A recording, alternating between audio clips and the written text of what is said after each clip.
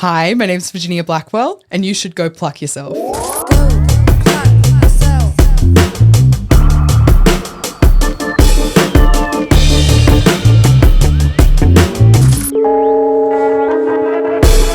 Hello, welcome to Go Pluck Yourself, the Actor's Pursuit. My name is Chris Gunn. I know, it's Friday. I'm a whole day late. I'm very sorry, guys. I know you guys were all tossing and turning last night, wondering where this week's episode was. But I'm here, I'm alive, I'm sounding better, I can breathe again. But to be honest, guys, I've found it really hard to keep up with the podcast this week. I can't seem to get off my phone and stop watching the news. There's just so much happening in the world right now, and it's a bit terrifying, and we live in this very safe bubble over here in Australia, and even we're creating such unnecessary problems and divisive problems between our own society. And I know that this is not the only issue that's happening in the world, but today I just want to pay my respects to the people of Nepal who are going through such a heartbreaking and frustrating and stressful time. And I especially wanted to pay my respects to all the people that died so unnecessarily in that protest the other day. My heart goes out to everyone in Nepal right now and everyone that's living abroad in Australia and around the world that can't be back home in Nepal with their families. All my love to all Mero Dajubai, Didi Baini. I'm sorry for what you're all going through right now. And the rest of the world, okay? I'm not going to get into politics. That's for my other Instagram page where I vent my frustrations with the world. But this podcast is about acting, and we're going to talk about acting. And I'm sorry, Virginia, I don't want to dampen your episode with a heartbreaking opening, but the world's hurting, man. Yeah, okay, here we go. If you're an actor who really just wants to understand the ins and outs of what goes on inside a director's mind, or conversely, you're a director who wants to better understand the language of actors so that you can communicate and get the best out of your actors, this episode is a true masterclass. My guest this week is the true powerhouse that is Virginia Blackwell. Virginia is a professionally trained actor. She is a director, a writer, a musician. She has already lived a very fulfilling and rich artistic life, and she's just at the beginning of her journey, and it's so exciting to see. It's such an honor to know her. I can't wait to see what she does with her career. I first met Virginia only a few months ago in person. I think we were following each other on Instagram for a while, but I went to one of her shows, The Ugly One, which was put on by Famous Last Words Theatre, and it was fantastic. I was literally cackling in my seat. It was such a good show, directed by James Watson. And trust me, guys, if you guys ever get a chance to see any production by Famous Last Words Theatre, please go and check them out. Give them a follow. I'll put that right here. Now, Virginia just doesn't seem to stop. Even now, as she's about to start packing her bags to take her first short film, Dragging the Chain, to Copenhagen, she is in pre-production and seeking funding for her first feature film, which she didn't want to tell me too much about, understandably, but you definitely need to keep an eye out for her work. Dragging the Chain is not online yet, but it will be on YouTube eventually. So please make sure you give her a follow so you don't miss out on any of her work that she's about to release. You can follow her on Instagram at Ginny, that's spelled Ginni, separated by underscores. You'll work it out. I'll put that one in the description as well below. So make sure you give her a follow. Don't miss any of her upcoming work. I really loved having this conversation with Virginia. It was really interesting. We covered everything from her experience at Flinders Drama School to how she was thrust into the world of directing, and some really wonderful insights into how her training as an actor has strengthened her skills as a director in the best way. Now, remember, guys, this is the internet. Everything you hear on this podcast is purely subjective. If and when you hear something that sounds like advice, please remember that these are just loose conversations between two creatives. We're mainly just spitballing, but that doesn't mean that we don't have some really interesting insights or opinions or ideas. But please don't take anything you hear on this podcast as gospel. If something resonates with you, try it out. But if not, just please ignore it. But do join the conversation. If you have an opinion on something, or you hear something you really like or you don't like, please leave a comment. Let us know what you think. I'd love to hear your thoughts. Now, one more thing before we get into the chat. Please help out the podcast by hitting that subscribe or follow button wherever you're listening or watching. It really does help get the podcast in front of the right audience. All right, actors, directors, producers, filmmakers, whatever you are, whatever you call yourself. Get your notes app ready, fire up your thumbs, get ready to take some notes. And I hope this sparks some inspiration for you as much as it did me. All right, guys, now please enjoy my wonderful chat with the unstoppable Virginia Blackwell.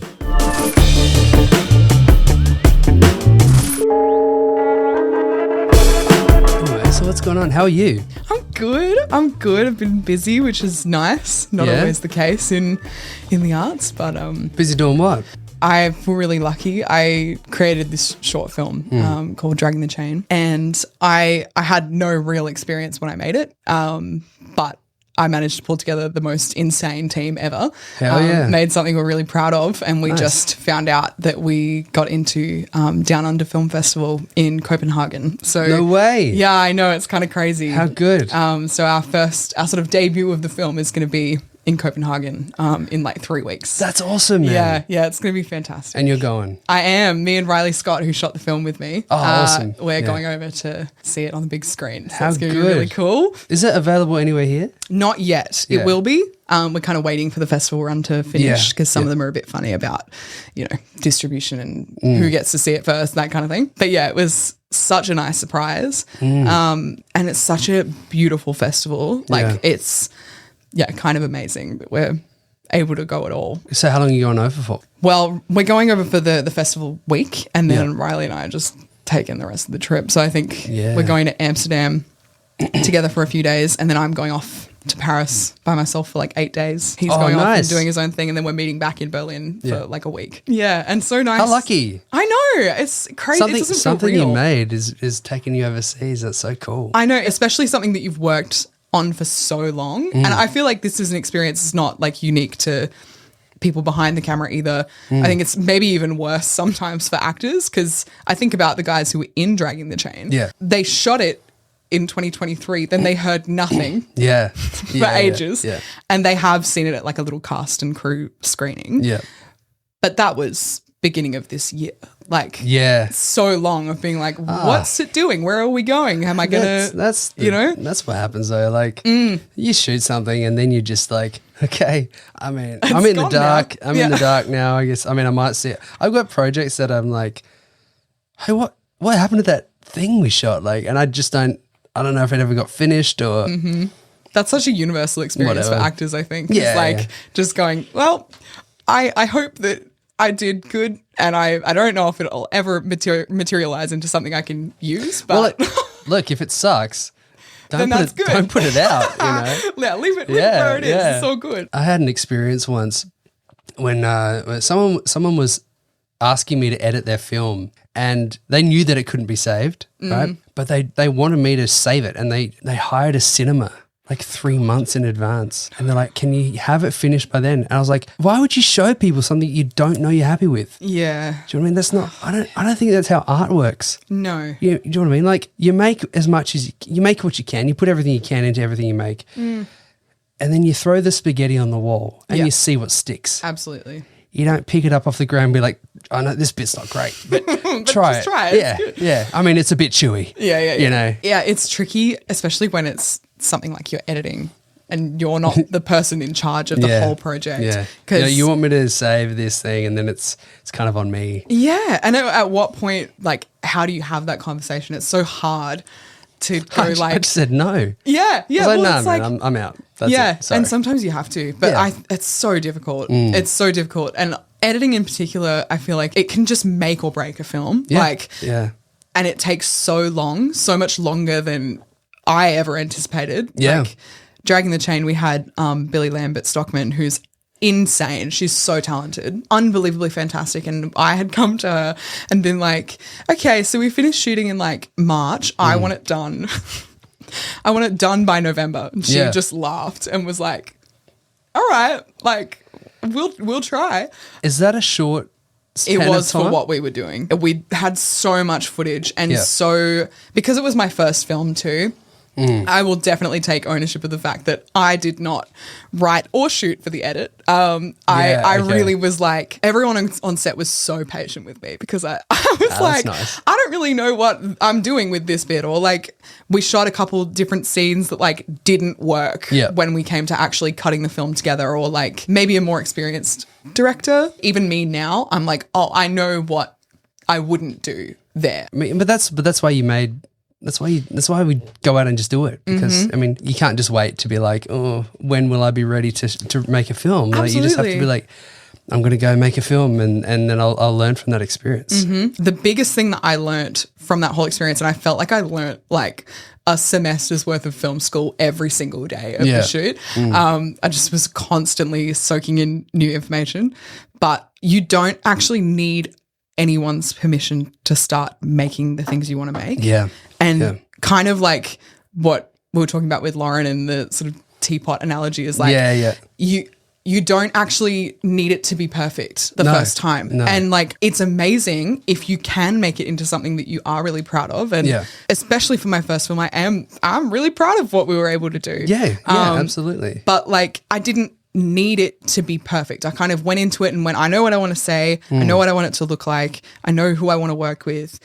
And I just want to try it. And if it's terrible, then that sucks. But I'll never show it to anyone. I doubt it's terrible. Thank you. But I've seen snippets of it, and it looks unreal. Thank it looks you so much. good. Yeah. Thank you. Kate Owen? She's unbelievable. Yeah. Oh my goodness. So was she's she the lead? talented. Yeah, she is. Yeah. I mean, the three actors that we had Kate Owen, Tom Healy, who actually taught me and Kate how to act at drama school. Oh, really? Yeah, he was my teacher how cool. Through drama school. So it was a really special thing to have him on and work with him in that way.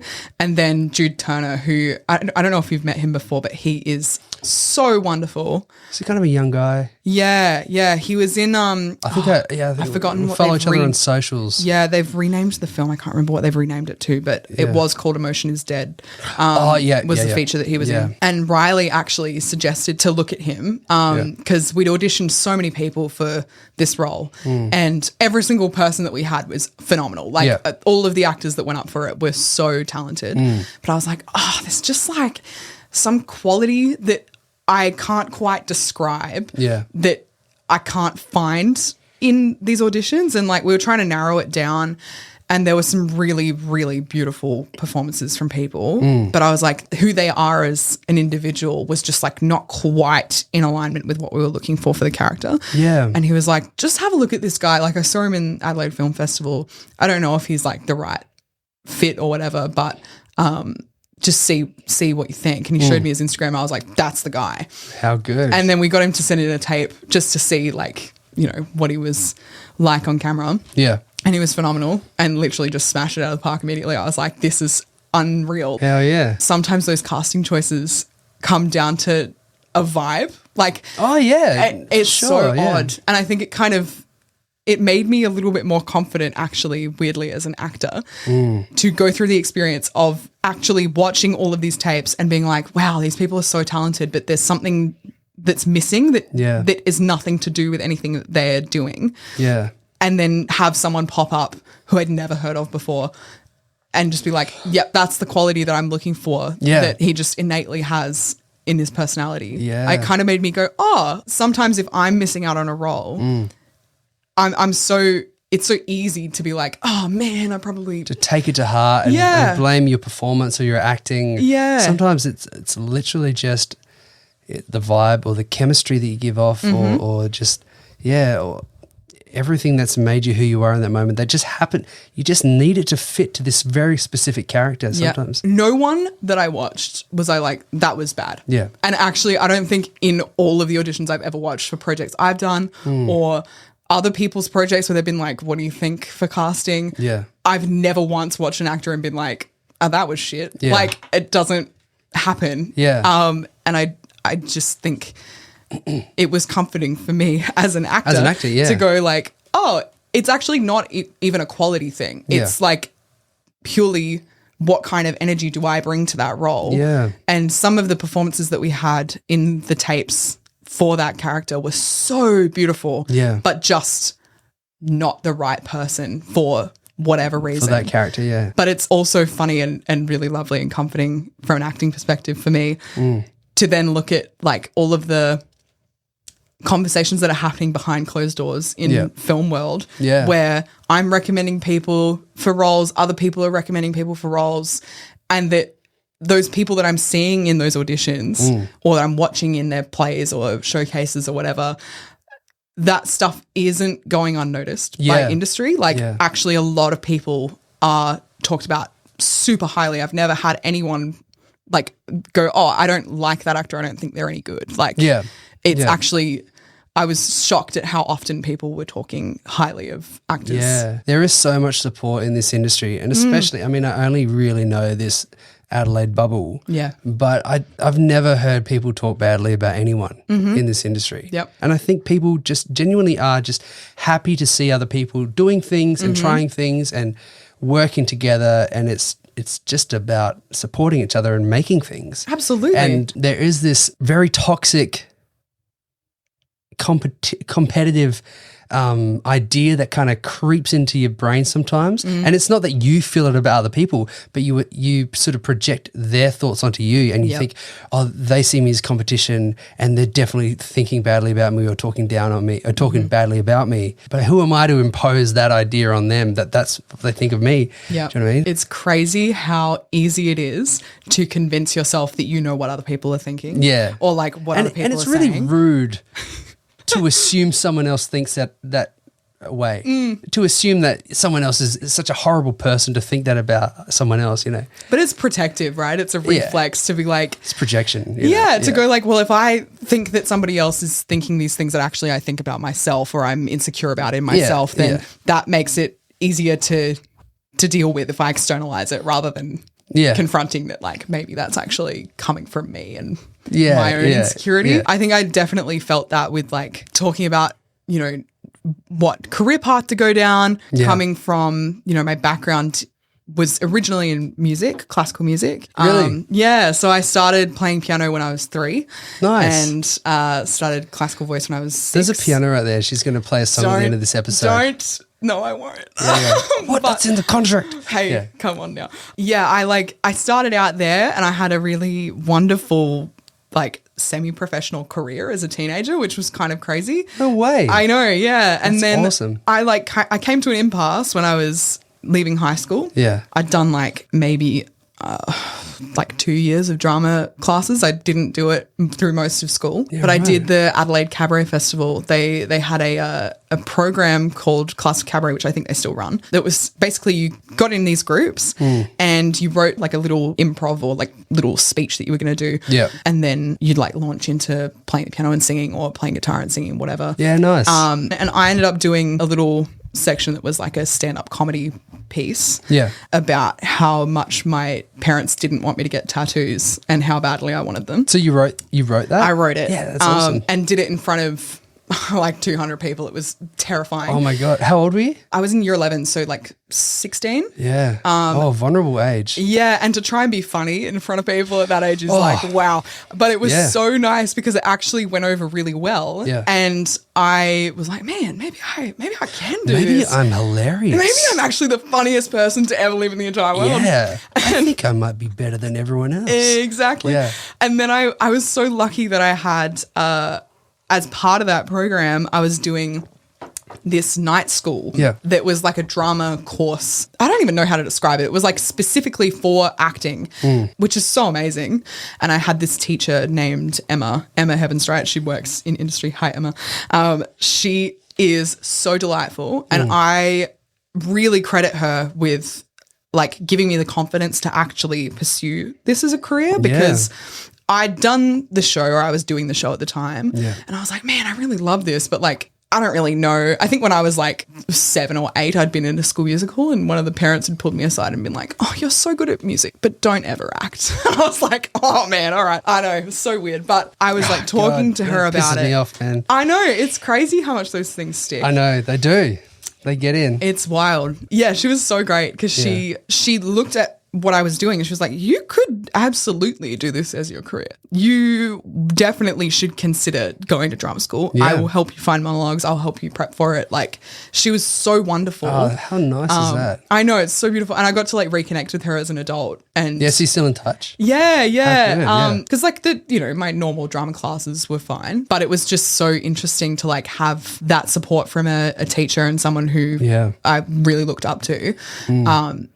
And that kind of set me on the path to do acting. Yeah. And I loved it. I absolutely loved drama school. Yeah. Like, it was so right for me. I know it's not right for everyone.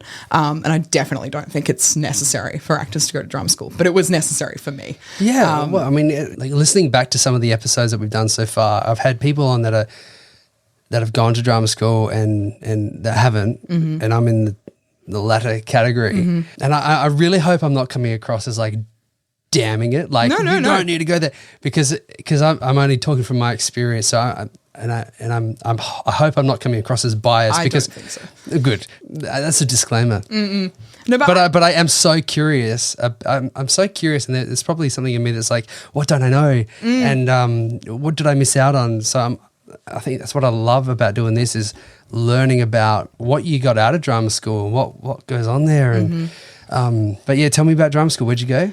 Went to Flinders Drama Centre. Yeah. So same as Connor. Yeah. And man, like, I think I really needed it because it's changed a little bit now in terms of when they let people in. But when I was going through, they really waited until most people were quite a bit older to let them in. So most people in my year level had auditioned like at least once before, sometimes twice. There were a couple of people who were like 3 times. And is that because they want people to have a bit of life experience? Yes. Yeah. But I've heard that. I've heard that with like NIDA and stuff. They kind of turn people away if they're 18. Yeah. Like go get some trauma, mate. No. You know what I mean? Well, I think in some ways, like, I'm not saying at all that there's like one right way to do it, but I kind of think in some ways that it is a good rule of thumb, because not so much because I think you need to like have a huge amount of life experience to be an actor. Like, I think whatever your life is experience enough. You know? But I do think that it helps to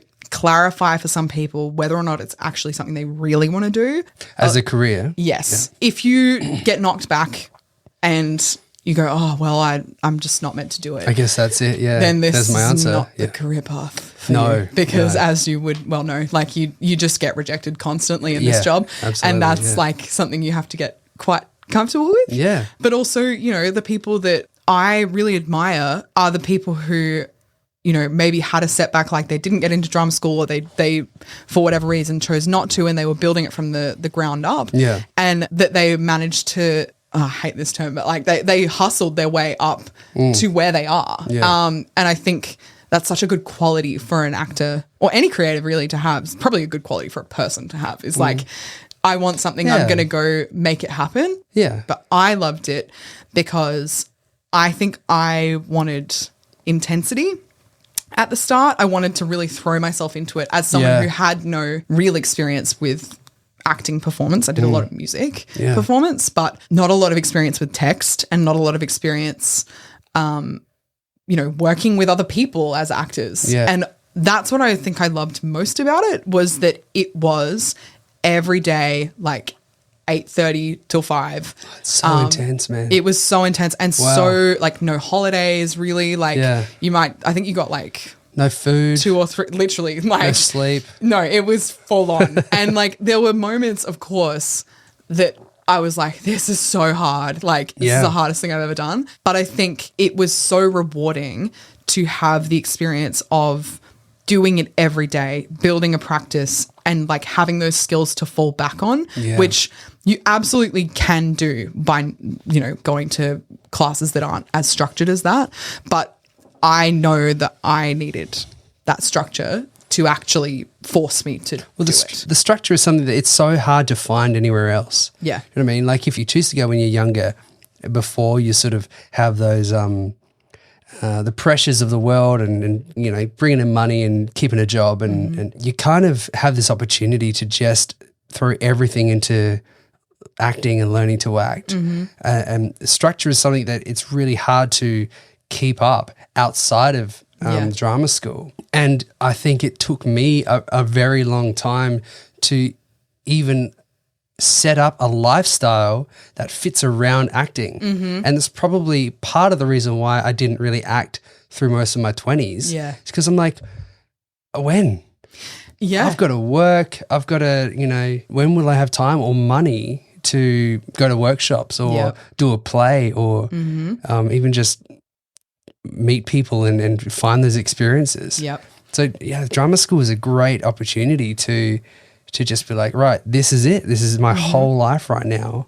Yep. Before I get too late into my 20s when the pressures of the world are forcing me out of this industry. Yeah. And I do think there's a lot of privilege that comes along with being able to set aside 4 years that you can devote all of your time and energy and resources into this. Very lucky. Absolutely. And that's why I think it's not necessary for everyone. Yeah. You know? The dice that we rolled in this life to have the opportunities to do something like that, we're extremely lucky. And I don't think it's lost on, we all recognize that, like, it's such a privileged choice to make as a lifestyle. Yeah. It is a big thing to weigh up, to go like, it is a full-time job to be at drama school, or at least it was in my experience. Yeah. But what you get out of it is the intensity of having constant work, which just never happens in industry. Outside of that, it's also, I really loved, as someone who didn't feel confident or experienced when I went in, that it was a safe place to fail. Yeah, yeah. It was the structure and the teachers that I had were so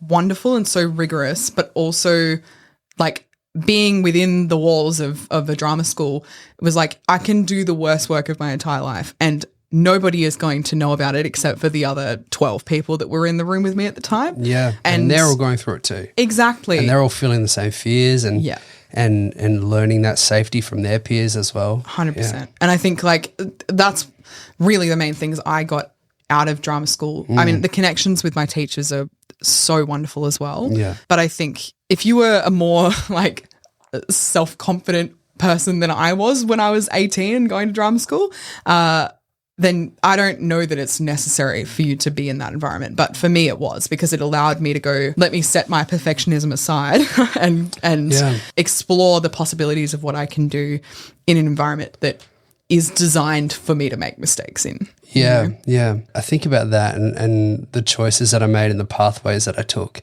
I don't think I would have made it through drama school. I was such a defiant little shit. Do you know what I mean? Like I didn't like people telling me what to do. Yeah. And even as a younger actor, doing amateur plays and directors having these ideas, I'm like, what would you know? You know what I mean? But that was something that I really learned. Like, come on, man, they're not criticizing you. They're trying to make something, Yeah. It's so funny though. Like, I mean, I think we got spoiled at drama school in a lot of ways because we had such fantastic teachers who were all brilliant directors. Yeah. And then I came out and I definitely experienced a little bit of that, mostly because I found a lot, not all obviously, but a lot of newer film directors don't know how to talk to actors. Yes. Like, they really don't know how to talk to actors. Yeah. And I feel like I actually stole this from Tom Healy, who was in the film. Yeah. I really believe that all directors need to learn how to act, and not just learn on paper, but you have to actually do it. Yeah, yeah. Because you don't know that what you're asking is stupid or really difficult. It just doesn't translate. Yeah, like or what's hard about being an actor without having done it. Yeah. And I get, like, you can learn over time with experience directing and watching what actors respond to and that kind of thing. It's not impossible, but I think it's such a fast track to being able to succeed as a director. Yeah. To know what it's like to be in front of the camera, because it's tough. Like, it's the best job ever, but it's also really difficult for so many reasons. And it's really hard when, like, if there is a communication breakdown between the two parties. It's so hard. As a younger actor, I was very intimidated by any director or anyone behind the camera or any crew. It was when I realized that, like, we're all on the same team and they actually want me to do. They want to help me succeed. Absolutely. When I realized that, and we're all on the same, it's an even playing field. We're on the same team. I really relaxed, and I was actually able to do good work, and it was a big shift for me. So you started in music, but then you went into acting. So where did the spark to try out directing? Where did that come from? Was it being in front of the camera and going like, I can do this better? or was it like, I think I can make some really interesting work with the knowledge I know as an actor? But where was the actual spark? Where did that come from to try out directing? Yeah, so I keep talking about it, but Tom Healy, he was my head of acting at drama school, and I don't know whether he just went, this girl's a control freak. She needs to put that energy somewhere, or what it was. I doubt that. You have to ask him. Well, you haven't directed me before, but I'll let you know if we ever work together. Exactly. Like, God, I'm not doing that again. Yeah, no, avoid her, seriously. But he kept forcing me into these situations where I would have to direct, and it was kind of funny at first because I thought it was a coincidence. Like every year, I think from second year, we did a film block as a student body. Basically, everyone had to act in the film. They tried to make it that you had to have everyone in even roles, which is like never going to happen. Oh, it's so hard. And you also have How do you find material for that? Well, you have to write it. You've got to write it. Oh my God. So you have to devise it as a group, write it out. This is why I wouldn't have got through drama school. I know. Oh man. And it was really tough because we're not cinematographers. We're not lighting designers. We're not costume designers. Big ask, hey? And so it was really difficult to try and coordinate all of that. And I remember the first film that I did, I think I said I would be a writer, and then I ended up co-directing it. And then none of these will see the light of day, by the way. If you have a copy, delete it or I will find you. But like seriously, it was so bad. Yeah. But the second one I ever did, I was adamant I was not going to direct. Yeah. And then my friend Lockie Williams, who's a really beautiful actor and musician, he was set to direct it, and then he got really sick, and we were right there ready to shoot. Oh no. And I remember my film teacher pulling me aside and being like, you have to do it. You have to direct it. And I was like, what? You're the chosen one. This was the one thing I said I wasn't going to do. So I did it, and it was tough, but it was fine. And then third year film was like the big film. And I remember talking about it with so many people. I was like, absolutely 100% no, I am not directing it. I do not care. Yeah. I'm not doing it again because it was so stressful and so difficult, and I didn't know what I was doing. And it was like a couple heads of department. They were like, everybody choose what you want to do, but we're going to decide who's directing it and who's writing it. Yeah. And I remember sitting in this meeting being like, can't wait to just be like writer number 4 in the team. Yeah. And he was like, so Virginia's going to be directing. I was like, you are actually joking. Like, this is the last thing I wanted. Yeah. I don't understand why you're doing this to me. This is so difficult. Like, I've never been more stressed in my life. But there was no discussion. It was like, that's what's happening. That's what's happening, yeah. There was one day in particular where I was like, this is a disaster. It's all falling apart. It was like 1 week out from shooting. I was like, why have you done this to me? He was like, Virginia, be honest. Where else were you going to be? Like, you are meant to be a director. There's really no way that you need to be in a place where you can actually like guide people because you're skilled at doing that. Yeah. And at the time I was like, I don't think that anyone else thinks that except for you, mate. Like, nobody else wants to have me in this role. I don't want to be in this role. It's like really, really difficult. He was like, no, trust me. Like, I put you in this role for a reason. And it's because I can see that you have really good potential as a director. Oh, that's really sweet. Eh? It was so lovely. And like, at the time I was like, but it's still really hard. Yeah. But like now I look at it and I go, oh my God, he knew before I did. And I do think that despite the fact that I don't think anyone in my year would say that those films were a pleasant experience, like they were always difficult. Yeah. But despite that, I really do credit the fact that I was always put in that position with why I was able to make Dragging the Chain as my first film, because I had made so many mistakes. Like every mistake you could possibly make as a director, as a writer, I made it in those films. And the environment allowed me to fail and go, okay, well, that wasn't great, but that taught me a lot about what works and what doesn't work. So that when it did come to being on a film set as a director, as a writer, I hope that I was able to run that set effectively, you know, and make it an enjoyable experience. And I know I loved being on set and I loved working with everyone, and everything went really smoothly, which I do also credit the crew that I had majorly. Of course. That's the difference you have from trying to make a film in drama school where everyone is an actor, not filmmakers. Yeah.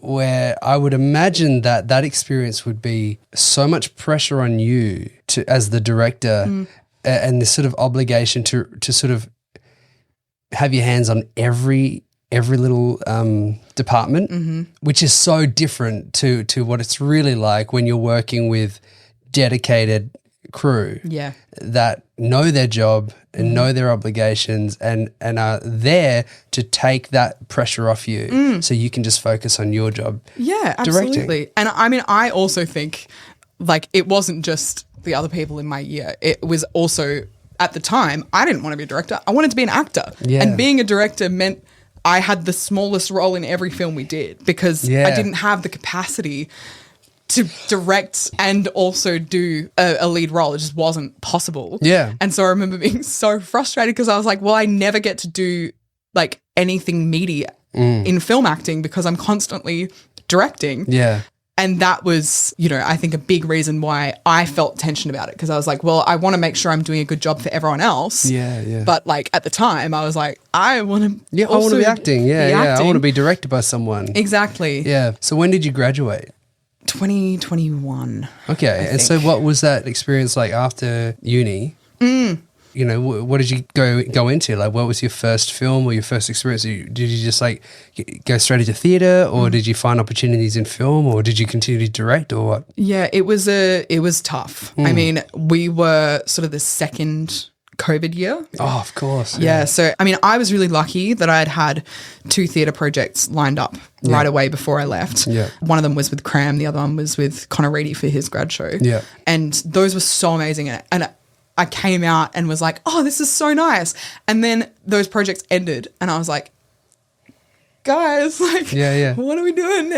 Yeah. And it was like, well, there's nothing because there's too many risks. Like, definitely it was really quite a brutal start to my experience to industry because it was like nothing was happening, like literally zero. Yeah. And every agent you contact, or at least, you know, at the time, it was like, we can't take anyone new on because we can't even get work for our actors that we already have. Yeah. Like, so sorry, contact us in 3 years. Yeah. You know, you set these expectations of what your life is going to look like when you come out of drama school, and they're almost always wrong. But like, this was particularly wrong because it was like there was no student film to hustle in. There was no short indie film that was being produced. Like, it was empty. Yeah. It was definitely not an easy intro to industry. So when did it start picking up then? Oh, man, However you want to put it. I had a few different things, like really, really major family illness and things like that that meant that I stepped away from the arts pretty much completely until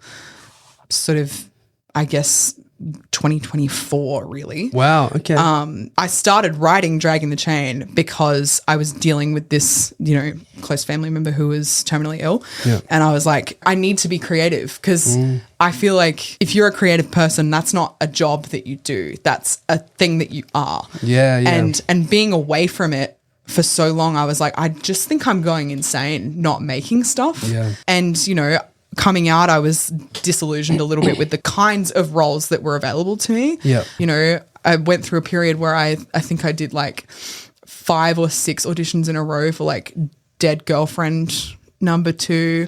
You know, it was like, I can't do another Dead Girlfriend. Like, please, please let me do something else. But I was like, okay, well, I need a creative outlet to cope with what's going on in my life. Yeah. And I'm also, if I'm not happy with the roles that are out here for me or for women in general or, you know, whatever, I can be the person to create that. Yeah, absolutely. And so that kind of brought me back into the arts a little bit. Yeah, into writing and and it kind directing again and because I hadn't thought about directing really at all until I started writing this project, and I was so convinced that this thing was never going to get made. Like, it was like a 2-week long minimum, 2 weeks shoot in the desert, so you have to house 30 plus people. Oh my God. In the outback for 2 weeks. But when I was pitching it, I was like, there's no way. Like, they'd have to be insane. Because the other part of it wasn't just that. I would say 50% of the film takes place in a moving vehicle, which is like not. Yeah, you really shot yourself in the foot. I know. Well, that's the thing. I had such hubris because I was like, it's never getting made. So I was like, I'll just write what I want to write. Yeah, you know? I don't want to just write the typical first film, which is definitely what I did in drama school. That was like, it's all set in a living room and, you know, we just talk a lot. Like I was like, nah, I love horror films. I love thrillers. I love road movies. Like I want to try and write that. So is that what it is? Yeah. Yeah. Awesome. And Kate, who starred in the film, very, very, very close friend of mine for a very long time. Yeah. She was crazy enough to help me write a grant application for Helpman. Nice. Then I sent it off, didn't hear anything. Then they got me in for a callback and they were like, we want to interview you. And I was like, oh my God, like what is going on? Yeah, how good. And then I got in there and they were so lovely. But I basically sat at the head of this table with like some of the leading industry professionals in the state. Wow. And was like, here's why you should give me $10,000 as someone who has no idea what they're doing. Yeah. And I think our budget, I know it's like a bit taboo to talk about money, but whatever. I think at the time our budget was like 40 grand. Yeah. And I was like, look, we're only going to get 10 grand from these people. Yeah. I remember we applied for another grant and they were like, you have got to be joking. Like there's no way you're going to raise that amount of money. But I went in and I must have yapped long enough and convincing enough that they were like, you know what? Let's just give her a shot. Let's just see what happens. Really? Yep. And they ended up awarding it to me as someone who had never really made a film before. Yeah. And I was so grateful. Like I couldn't even believe it. Yeah. And then the reality set in that I was actually going to have to make the film. And I was like, the pressure. Oh my God, like what have I done? Because I've written this incredibly ambitious idea thinking, oh, well, you know. I'll never have to actually I'll never actually have to work out the logistics of that. And then thank goodness I ended up finding the crew that I did because they were so on board and so good at being supportive and everybody just really wanted to make it, which was such a blessing. Like that, I don't think that always happens on sets. Like that, everyone is like 100%. We want to make this work. I like poor Maddie Ziggets, who was one of the producers on this project. She was so wonderful. She's like fielding my phone calls at 2 a.m. being like, what are we going to do? Like, I've just got this email or this thing isn't working or whatever. And she was like, we will handle it. Like, and you know, Riley was so incredible. Like, he's just so phenomenal at what he does, dude. He's amazing. Oh my God. Like, I just adore him. And he was so great too, because I've never experienced it, thankfully, but I definitely had heard other female directors who were like, just be mindful of cinematographers because sometimes, you know, they can talk down to you or whatever. And I was like, oh, okay. Like, I can't imagine Riley doing that. Never. No. And I came into it. Not just can't imagine. I know Riley wouldn't do that. No, he wouldn't. No, he's so good like that. But also, like, I came into it going, dude, I don't know. Like, I don't know what I'm doing. I think that you're great. But like, I'm going to be honest, like there are going to be times where you're going to say something to me and I'm going to go, what does that mean? Like, like what lens is that? I don't understand what that term means, you know? But that's why you have Riley, because that's his job. Well, that's the thing. And I know that he's the kind of guy that would, you know, if you seem like you're seeking a moment to learn something, he would do that in a really gracious way. Absolutely. I can assure. I'm sure of that, you know. Yeah. And I mean, I will say I was kind of astounded at how welcoming the film community is. Like, I've just had nothing but positive experiences, which is so wonderful. Like, every single person I've come across has been so supportive, so welcoming. Like, so many of the film guys that I admired for years and was like, oh my God, they're so amazing. Like, I hope I get to work with them one day. They're like coming to the screenings and stuff. They're like supporting. It's just like so wonderful and so supportive.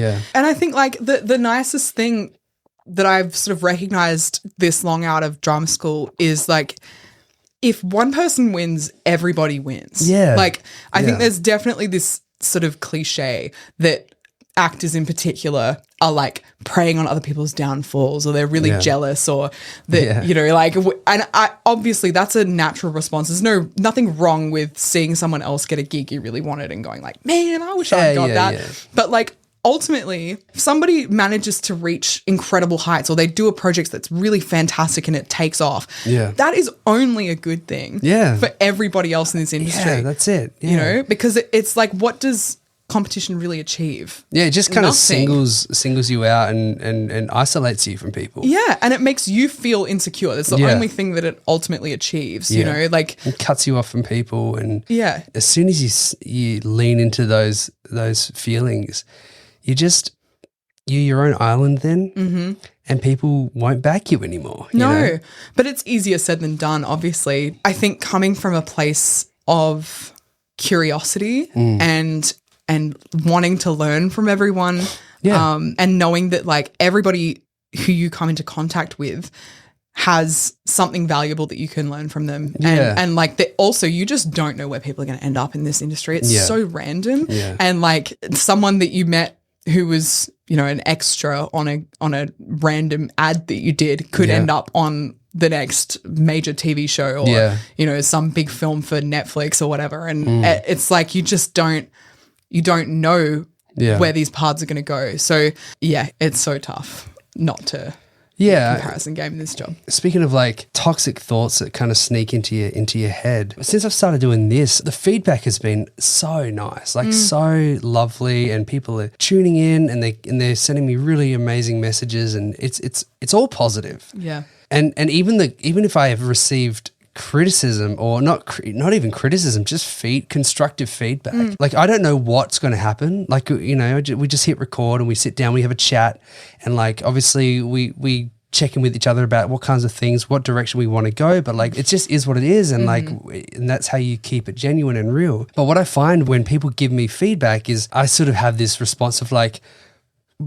well, I don't have any control over it. What do you mean? Like, how am I supposed to implement these things? I don't know what's going to happen. What I realized is that when someone else is giving me feedback, what that means is I've made something and I've put it out in the world, and they feel a sense of ownership over it, which is really lovely. Yep. Like, they feel the sense that like, you've given me this thing and now I'm a stakeholder in it, you know, and I want it to be as good as it can be, and I've got my own ideas, and I want to shape it. Can I give you these ideas? And as the creator, I can take that or leave it. So you're about to put your film out into this festival, Down Under Film Festival. Yeah. As a first-time director, where you can self-analyze and go, I know what's wrong with it, and I'm okay with what's wrong with it, because I can see my mistakes or where I've grown already. But people are going to come at you and say, you know, they're going to write reviews. Oh, I really like this, but this was a problem, and it's part of the contract of putting something out into the world. I mean, how do you take that? Like, are you prepared to take that? How are you preparing to take that, you know? Yeah, so I think any feedback that anyone has, obviously, like, you can filter it, but like you said, you know, you don't need to take on every piece of feedback, and I definitely didn't. But like, if somebody responds to my film and has a note or has feedback, that's valuable to me. Yeah. And if you can step outside of how personal that feels. Yeah. Because as much as I would like to, you know, feel like I can make whatever I want in a bubble and that I don't care about what the audience thinks. And just have people tell you everything you do is wonderful. Exactly. It's like, I don't grow like that, you know? And like, there's only so much that you can really analyze yourself. You need other people to see your work and respond to it. And I found that doing it from a really early point and doing it often desensitized me a little bit to that criticism. And I know a lot of people don't like to do that because they feel like it's probably individual to the project, you know, what are you working on? At what point do you give it to people? I think is definitely really important. Yeah. Like, I just applied for funding for my first feature, which is very exciting. Oh, amazing. Thank you. Yeah. And I definitely waited. Like, I haven't shown anyone outside of my family what that outline looked like. And I didn't even tell them about the idea until I'd finished the outline. Yeah. Because I was like, no, I know that if I sort of speak this out too early, that it's not ready for feedback and it could kill it. Yeah. It's going to start shaping. You're going to start pleasing other people's expectations or trying to appease other people's expectations. And then you eventually you forget why you started, and it won't be yours anymore. But yeah, you're right. I think when I have an idea to do something, I get so excited. Or like it's the same feeling as when you're sort of on hold for a role. Yes. And you're like, oh, NDAs. Yeah. I want to tell everyone, you know, it's that same feeling. And I've got I don't know where I learned this. I heard this, and it's not my original idea, but I heard it once and it really stuck with me. Don't announce your plans until the ball is really rolling, or until you think it's ready to receive some feedback. Yeah. But yeah, don't announce your plans, because with this, I had this idea and I didn't tell anyone. I think I told Nick Launchbury, but if I started telling people, especially like all my acting peers and filmmaker peers, if I started telling people, then I was worried that people would start being like taking ownership of it too soon themselves as the recipient of this product, and going, well, it should be like, you should do this, you should do this, you should do this. And I think if you take on all that feedback too early, they can become creative blocks. Absolutely. And even now, I'm still really careful with what feedback I do sort of take on. It's that thing where it's like, I know I can self-analyze, but I you know, I really appreciate that you care enough to give me feedback, because you know it's such a really lovely thing for them to do. Absolutely. Yeah. But you must have gotten used to that in drama school as well. Absolutely. Because I'm in my own echo chamber where I'm out here doing this on my own and going, that was good work, and not hearing really any feedback because I'm so isolated. Yeah, I definitely think that drama school was super helpful at desensitizing you to feedback. It does definitely give you a thick skin when you have to do it every day, and every single day is like, I know I'm going to get looked at and analyzed and picked apart for my benefit. Yeah. But it's not comfortable in the moment. No. And sometimes, you know, you're having an off day, or you haven't prepared because you're a bit tired, and you're in front of your peers. Yep. And you it's happening, and they're all watching you receive this information. Yeah, it definitely makes you, I think, also more generous to other actors, at least from, you know, my perspective, because everyone is at different stages and has different things they need to work on, and like it's never, you know, just a straight upward trajectory. Everybody's doing peaks and valleys and plateaus and all that kind of stuff. Nobody is above criticism in that environment. No. And you just don't know when it's going to be your turn to have an amazing day and do great work, or when it's going to be your turn to be torn a new one. And that definitely keeps you humble, I think. Yeah. So you wrote Dragging the Chain, and you've just written your own a feature, your first feature. You've kind of gone through this journey of like trying out so many different things, right? Like music, acting, directing, and writing. Yeah. So I never had one specific thing that I was like, oh, I have to just do that. And I guess maybe like the closest thing to it would have been music. And that was purely because I'd been exposed to it for so long, you know, starting at 3. It's like a long time. But I think I always resented when people would tell me that I had to do one thing. I think that you had to choose something. Yeah, it got particularly hard, obviously, as you get, you know, towards the end of school, because there's some really logical, reasonable questions of like, how are you going to make money? Like, you can't, what are you going to do? You can't just be hopping around too much. Like, at some point, we got to kind of narrow it down to a couple of things at least. You know, and like there's a natural desire to want to categorize what kind of artist you are, right? That I noticed when I made Dragging the Chain, people stopped calling me an actor. They started calling me a filmmaker.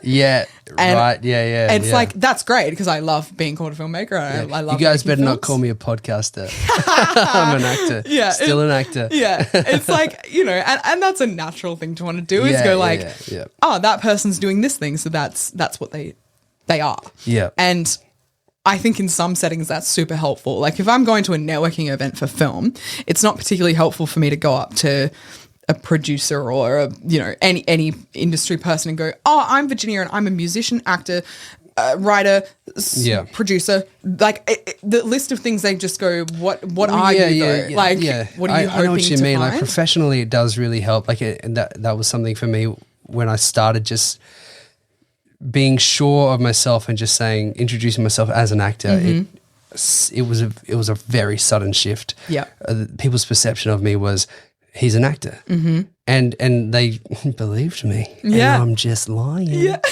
I'm not anymore. I'm not really. Yeah.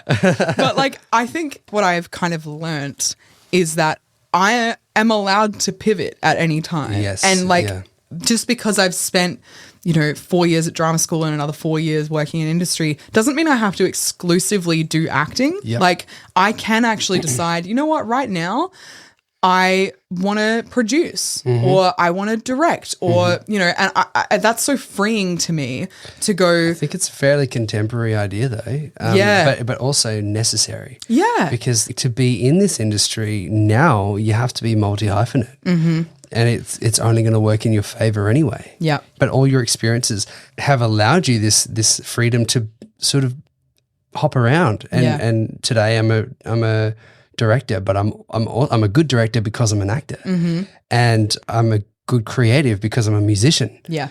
And I'm a good filmmaker because I'm a storyteller. Yeah. And I write stories. Do you know what I mean? Like it's a package. Yeah.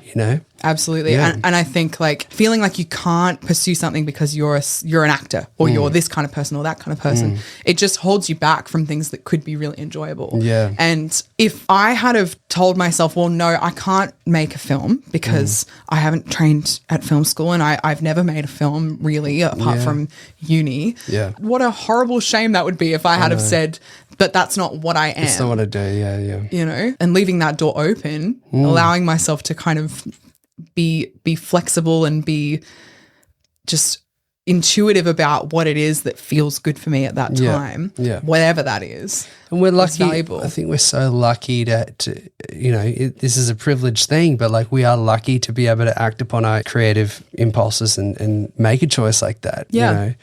We're so lucky, but it is what has guided us in this direction. And, we're not making money, but we are fulfilled. Yeah. And I clean houses. That's my bread and butter. Yep. And I make a little bit of money from commercials, but you can't rely on that. Yeah. But I've found something that I just get so much fulfillment from, and I don't get to do it all the time. Yeah. Like I rarely get to do it. But I wake up every day and I think about acting, and I think about what my peers are doing, and I'm just like, it's constantly in my head, and I couldn't be happier. Like I get to act maybe once every 2 months. Yeah, that's so real. But I'm an actor every day, and I feel so happy about that, We were talking a little bit earlier off camera about anxiety and feeling like sometimes, you are a person that does things and sometimes you're a person that talks about doing things. Yeah. And I've definitely been both. Me too, yeah. Are you familiar with the fig tree analogy from, it is basically talking about this woman who's sitting at the bottom of a fig tree and she sees like her life spread out before her and all of the different things she could be are these figs at the ends of each branch, but she can't make a decision about which one she wants to be. And so they all plop off the tree and rot and die at her feet, right? Oh, yeah. And I remember I was just having this moment where I was like, I feel paralyzed by too many options and like there's so many things I want to do and I just don't know what to do. And I remember saying this to my brother and he was like, man, fuck that fig tree. Eat all the figs. You can do it all. That's bullshit. Like you don't have to just define yourself by one specific thing. You can actually eat all the figs. Yeah. You can. And that waiting is not going to achieve anything. It's not going to make me feel good. No, and it's not. The figs will go rotten. Exactly. Yeah. They'll go rotten regardless. You can either enjoy them while they're here or you can let them go. Yeah. Yeah. It kind of makes me think about the paralysis that I felt from sort of allowing the anxieties of pursuing something get in the way of actually taking action on them. Like I was saying in the kitchen, like with music, like I played music for years and I played cover gigs for years and it was very lucrative and I busked and it was like so fun and so exciting and I loved it so much. But the dream was always to write my own music, but I was always blocked by comparison and I would look at the bands that I adore and I would say, well, they've already written all the good songs. They're already doing it. Like, what am I going to contribute to this world, Yeah. And I'll try to write stuff and I'll just be like, it's unfinished. Yeah. So of course it's crap. And because I hadn't really pushed through and let it evolve, and I would look at these other bands and be like, oh, it's not what they're doing, and I'll just and just give up on it. Yeah. And I never pursued it, and the figs went rotten, you know. But thank God I was able to transcend those things and just do it anyway and actually take action with this acting thing. Yeah. I just didn't do it with some of the other avenues that I really, really wanted to pursue. But those doors aren't closed. No. Do you know what I mean? No. And I think something that I talk about with my brother a lot is the fear of cringe and how debilitating that is, because everything is cringe until it works. Yeah. And I think giving yourself the permission to do something poorly is so freeing, because you really don't know where those songs could have gone. Or, if I had have shut down every idea I ever had before I wrote it, then I wouldn't have the films that I have now, you know, and to be seen as trying, I think particularly in Australia, is such a deeply embarrassing thing. Yeah. But it's so worthwhile to endure that embarrassment, to endure that cringe for the sake of trying something new. Yeah. Because you don't know until you give it a shot what could come of it and how good it could be. It's so true. The fear of cringe, man, it's so real. And it's another reason why I try not to announce my plans. Yeah. Because if I announce my plans to anyone, I find their initial reaction is, but what if this happens? Or what if you don't make it? Or what if this? And yeah, you're already feeling that. Yeah. And if you don't give it a go, of course it could all turn to shit. It could all fail. But, and people have their best interests at heart. And they're saying it because they don't want you to feel those feelings. They don't want you to go through the failure. Yeah. But you just won't start if you lean into those anxious feelings. Absolutely. And the starting is the thing, right? Yeah. I'm so bad at trying to plan too much. We were talking about with, Lauren's episode, feeling like I've always been the girl who's sitting there meticulously making the one teapot the entire time and constantly trying to make whatever I'm doing perfect. Yeah. And I really had to learn to let go of that once I left drama school in particular, because I was like, well, if every gig I ever do has that much pressure, I'm going to quit. I won't enjoy it. And one of the biggest things I learnt from drama school about acting was tension will kill it. Every single time. Mental tension, physical tension, vocal tension.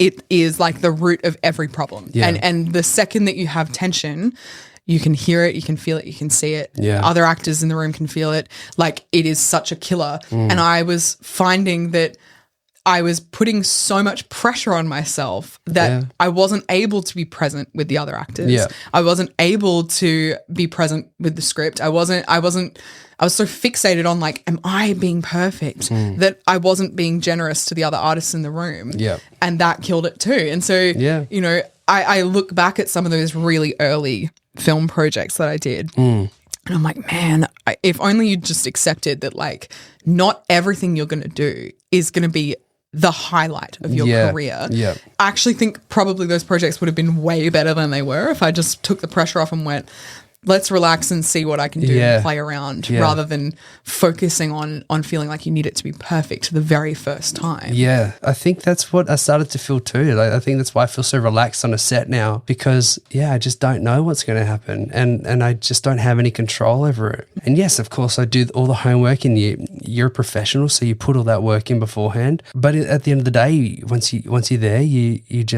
you trust the people around you and you let it go and you know it's not going to be perfect, but you're going to capture something magic. Yeah. Do you know what I mean? If you're free from those inhibitions, do you know? Absolutely. Yeah. But it's having the freedom to play around and the connection with the other actor in the room is what makes a scene. And I think that, I'm so grateful that I did so much acting before I came to directing because I think that it really changed the way I would have. If I'd started in directing before acting, I think I would not be anywhere near as good. I think my ethos also, maybe this comes from being less experienced as a director, but I've always felt like for me as a director, and I've never felt like this as an actor, but as a director, I always feel like I'm the least important person in the room. Like my job is essentially to steer everyone in doing their incredible creative work in a specific direction. And I'm not like some overlord that knows exactly what the right thing to do is at all times. And that's why I love working with actors. And why I feel so lucky that I had the team I did on Dragon the Chain, because they're all coming at it from really different viewpoints and have different language for things and different, just ways of attacking a script. But I hope that I was able to give them the space to tell me if they wanted to try something, to feel like they shouldn't be scared to talk to me or to talk to camera or talk to anyone on set. And it's way too much pressure for you to feel like you have to offer all of the ideas. Like that's why we choose the actors that we choose, because we want people, and as an actor, you want to be bringing your own ideas to the set. And being able, and as a director, you're curating an open dialogue between you and your actors. And I think I'm sure you've experienced this too. Like I've been on many sets where, especially the bigger ones, where you kind of feel a bit scared. To say, I've got an idea, and like, oh mate, and it's like I never want to make actors feel like that. I know they probably do anyway, because it's such a funny environment to like be in front of people. But I really try when I'm directing to open up that dialogue enough that if an actor's like, I hate that line, I'll be like, brilliant. Why? What is it that you don't like about it? What can we do to change it? And sometimes, like I think there was a line or two that like Jude had or Kate had that they're like, I don't really know about this one. And I was like, nah, like that's important for these reasons.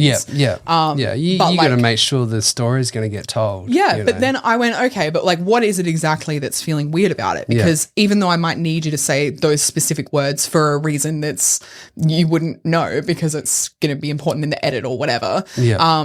What is it that's feeling off? Let's talk about it. Let's work through it. And going probably much to my beautiful AD's dismay, going, we will hold until we work this out. I think the job of a director is to look at the actors that you have assembled, or to look at the crew that you have assembled and read the room and go, what does this person want? Because on Dragging the Chain, there were moments where like I could see Kate had something and she didn't want to talk about it. And I was like, brilliant, let's just go. Capture it. And like see what it is. Other times with her or other actors, you're like, okay, I can see that this isn't quite working. How am I going to approach it? What do they need? Do they need like a little bit of a physical reset? Like, do we need to just like take a little break? Do we need to talk it out? Do we need to just do it a couple more times?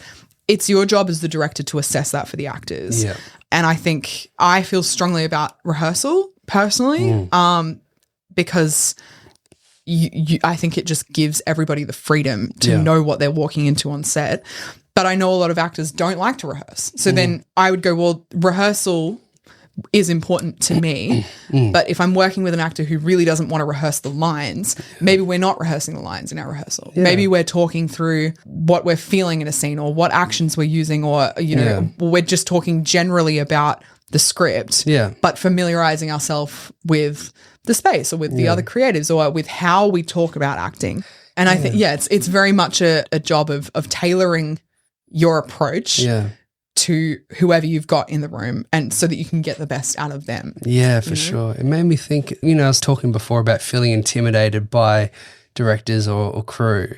And I realized that I think sometimes directors have felt intimidated by their actors. Absolutely. And scared to ask for things or to try things.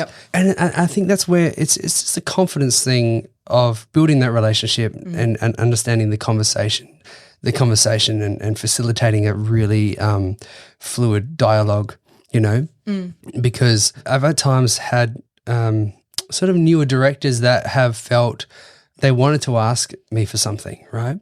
And I could see, I'm like, what is it? Just come and you can come and talk to me about it, or they feel the need to move on from a scene really quickly because they don't want to waste my time. Yeah. I'm like, mate, I will do 100 takes of this happily. Yeah. You know, if we can get some variety, if we can discover something that we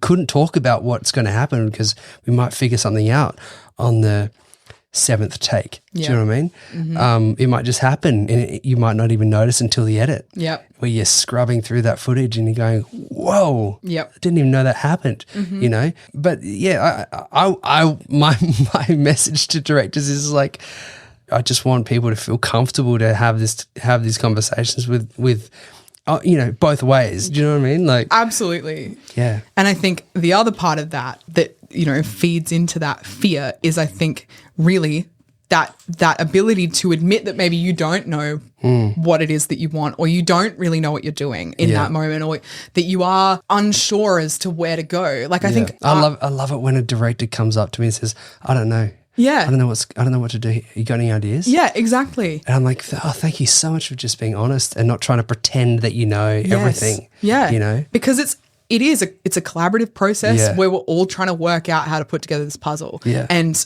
I think that sometimes newer directors can feel a lot of pressure to have all the answers. Yes. And you don't need them. No. Like, you really don't. In fact, most of the actors that I know don't necessarily want to be told outright exactly what to do. They want to have a discussion about it and find it together. Yeah. And so if you aren't sure as a director, I think it's such a gift to give an actor to say, like, how are you feeling about it? Like, what, I don't really know where to go from here. Is there anything you want to play with? Like, let's talk it through. Yeah. You know, what are we feeling? What actions are we using? Like, yeah, I've had experiences with directors, you know, amateurs that are giving it a go. It's awesome, you know, and I'm giving it a go too, you know. This is not a criticism, but it's just something that I've noticed, that before we've even done the first take, they are talking through the whole scene, and then you're going to do this, and then you're going to do this, and then you're going to say this. Yeah, okay, block the scene. Yeah. That's different. That's different. But like really over explaining, and at this point, and you're going to feel this, and you do, you know, you're going to yell at her here or whatever.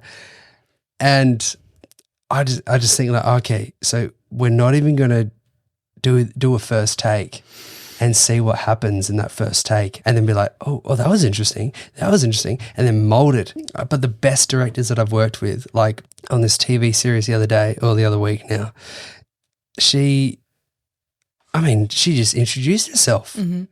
She's like, all right, have fun. And I was like, okay. I mean, I've already done the audition. I know what's happening in the scene. The AD's explained the action, the blocking, and that first take. Obviously, we're not going to use the first take. It was a complicated scene with lots of extras. Obviously, the first take's it's not going to be the one. And she didn't talk to me for about 4 takes. Yeah. And then she came up to me and she goes, yeah, nice. I like what you're doing there. Let's try this. And then she just left me alone for another 4 takes. Yeah. And I was just playing. And I felt so free, and I felt like she trusted me. Yep.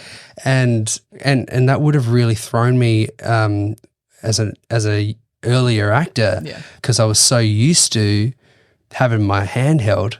Yeah. From before we even did a take. You know, I mean, she's a bloody world-class director. Yeah. But she felt, it just shows, you know, she really trusted us, and she felt very comfortable to come up and be like, I love that, man. Like, let's try this thing now. And just left me alone. And every now and then I'd just look over after a take and she'd be like, yeah, keep going with that. Keep playing with that. Yeah. I was like, cool.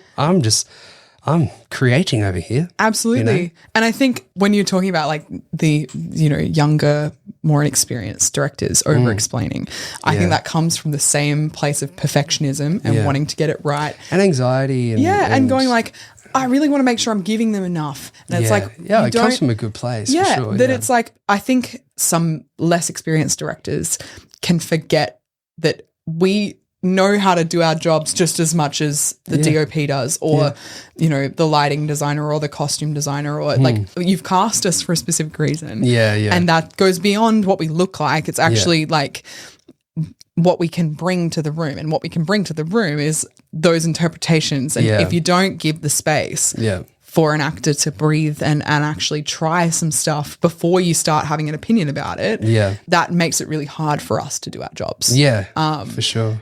Which I think is why my entry point is always take some acting classes and be in front of a camera. It's such good advice. We'll find some way to understand the actor's perspective. Yeah, you know? and like, you know. That's why I started this podcast. Yeah, exactly. Seriously. Watch this podcast. I was like, I wish I could say this to a director and well, a new director, you know. And I think it's just interesting though, like having been on both sides of it now, I have empathy for both sides because I'm like, both of them are so hard. They're such hard jobs. So complicated. Yeah. You're just riddled with anxiety. But if we can just learn that we're all on the same team. Exactly. And find that connection, you know, even if it is like, you know, when you're on that big set and you're maybe only getting those moments of connection at the beginning and then every now and then when they need a note, like even just the little thing of like giving a thumbs up or just, you know, having those moments of connection is really important because it gives everyone that sense of safety and that sense of like, I have something to bring here and if there's a problem, they'll let me know or I can come to them. It's like ultimately we're all in it to make something really good and trusting each other to do that means that the work will be better in the you know, the long run and everyone will enjoy themselves more because they feel like they're able to actually, you know, work to their skill set and bring something really beautiful to it. Yeah, absolutely. Okay, where can we find you on socials? You can find me on Instagram at Ginny, spelled Ginni, with underscores in between all of those letters. Just to complicate it. Yeah. Just to complicate it. My film Dragging the Chain will be out on YouTube at some point soon. Yeah. I will update you. And yeah, that's really it. Hell yeah. Well, all the best with where is it? Copenhagen. Thank you so much. Yeah, it's been so great. Thank you so much for being here. Oh, thank you for having me. It's been so much fun. This is awesome. And thanks for putting up with my very husky little voice and my coughing. Don't be silly. It's totally fine. Yeah. This flu has gone on, well, it's not the flu now, but like this sickness has gone on for like 5 weeks and I'm poor thing, yeah. I know pain. Thank you so much, man. Yes, how good was that? Seriously, we could have chatted for hours. In fact, we did. Even after this chat, I think we chatted for like another hour just about acting and filmmaking in the kitchen. So, yeah, I don't know. We just love to talk about this stuff. Thanks for listening, guys. Make sure you hit subscribe, follow, share this episode on your story. Tell your friends. Come on, guys. Let's get this out there. And hey, if you really like what I'm doing here, and if this podcast fires you up creatively and you'd like to support me in what I'm doing here, you can do so by signing up to the Patreon for as little as $5 a month at patreon.com/gopluckyourselfpod. Thanks for everyone that's already signed up. You guys are amazing. Thank you so much. Theme music is by the one and only Nick Gunn. That's my cousin. You can check him out on SoundCloud at soundcloud.com/Nick Gunn. I'll be back next week chatting to another very talented filmmaker and very old friend of mine, Callan Vanstone.